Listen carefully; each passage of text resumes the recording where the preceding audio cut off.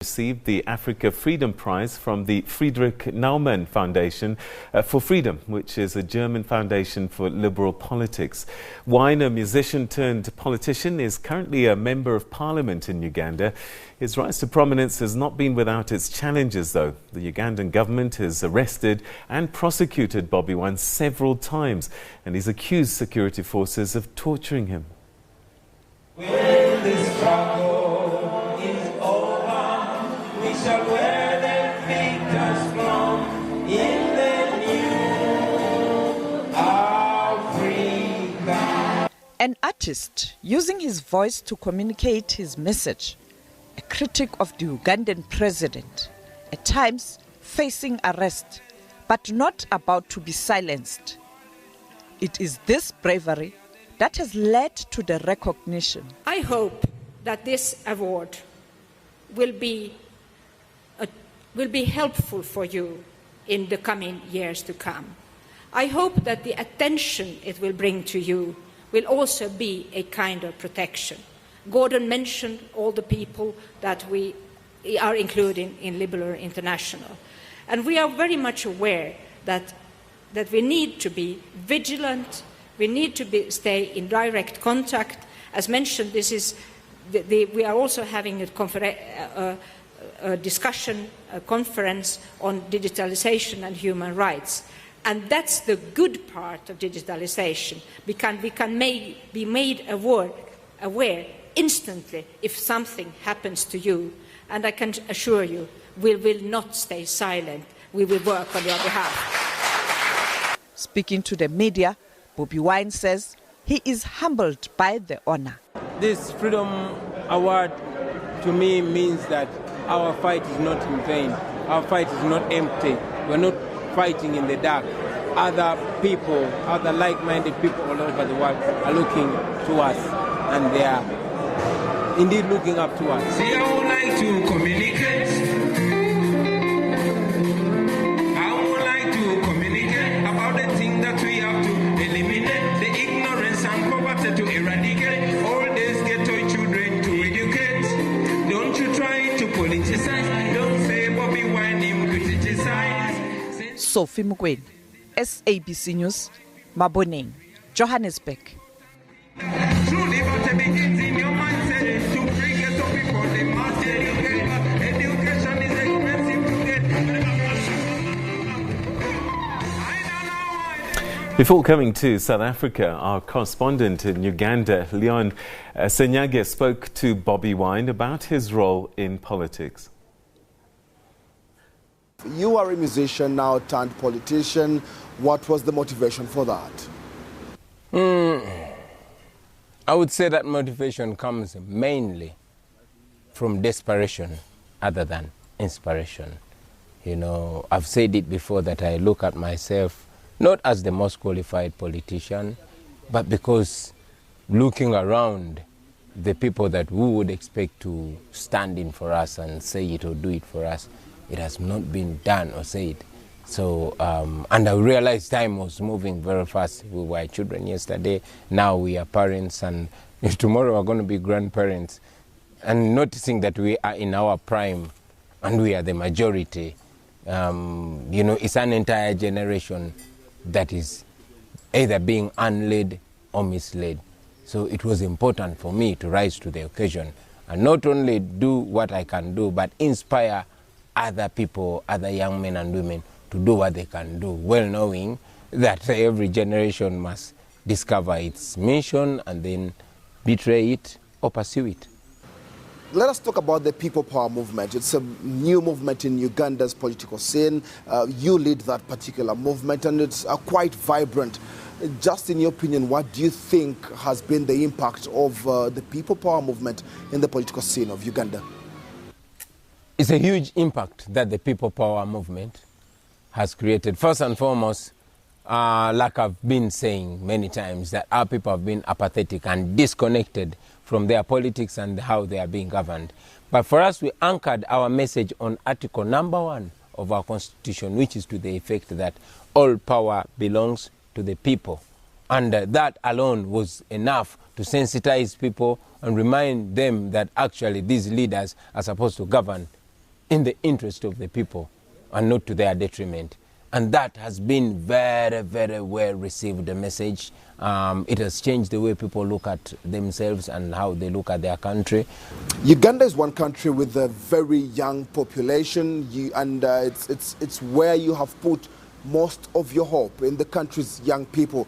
Do you think they understand what the People Power movement is about, or even still what you stand for?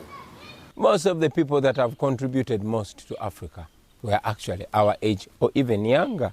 So you are not too young to contribute to Africa, you know. And most importantly, if we don't create the Africa that we want to live in, who else will? Like never before, Africa is so young. Like never before, Africa is so informed. Like never before, Africa is so connected. So it is upon us to grab this opportunity with both hands and legs and maximize it, to unite in purpose, to identify our mission as the young people of Africa. Tell me, what would be some of those things that you'd want to achieve, not just as the People Power movement, but also as an individual who has the intentions of contesting to lead Uganda? You notice that here in Uganda, and like many other parts of Africa, the people that rule over us have indeed reduced to our administration to mere kleptocracies. You know, corruption is the order of the day, impunity and disregard of the rule of law and human rights. We want to restore that.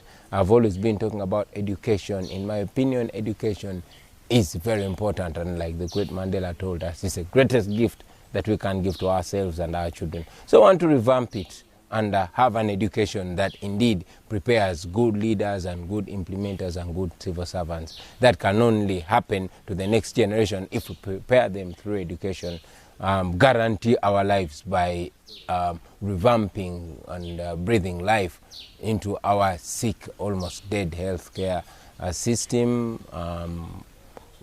Here in Uganda, it has been said right from very many years ago that this is a part of Africa. We can maximize our agriculture and harness our natural resources and national wealth to revolutionize the lives of the people of Uganda. You know, we want to unite our country so that we are one. As a generation, we are united by our pain, our desires, but we still want to be practically united to a goal that we are all marching towards. You have previously raised concerns about human rights in your country. How big a problem is it? I think the word human rights is the word that the regime here does not want to hear. Many people are, you know, abducted by the regime, by state operatives, and they are kept under illegal detentions, under torture houses that the regime loves to call safe houses. We recently discovered that there's an island where people are living like slaves. They are arrested, indeed abducted, and then kept there. People are being killed. All rights are not regarded at all. Personally, I'm not even allowed to attend a public gathering or go to church or even, you know, show up in the public, because every time I show up, people are beaten blatantly, people are brutalized blatantly. So there's no single observation of human rights under the Museveni regime. Well, let's talk about the Uganda presidential elections. You have previously declared your intentions to contest in the 2021 general elections. What do you think are your chances against President Yoweri Museveni, a man who has been in the seat since you were about 4 years old? Every factor points at our win. For example, the population of Uganda, which is in the tune of almost 44 million, 85% of them are my age and younger. These are people that have never seen another president. And we have an over 80% youth unemployment. We have a government that is way in its 80s and 70s, presiding over the youngest population on earth. Our chances, in my estimate, are between 80 and 90% win, especially if we had a free and fair elections. What assurance do you have that you will have a free and fair election in 2021? In the past, like I said, there has been so much apathy by the people. They had more or less given up, not expecting any free and fair election. But we have, and I must congratulate us, we have done a great job sensitizing people. Now all the people have their eyes wide open.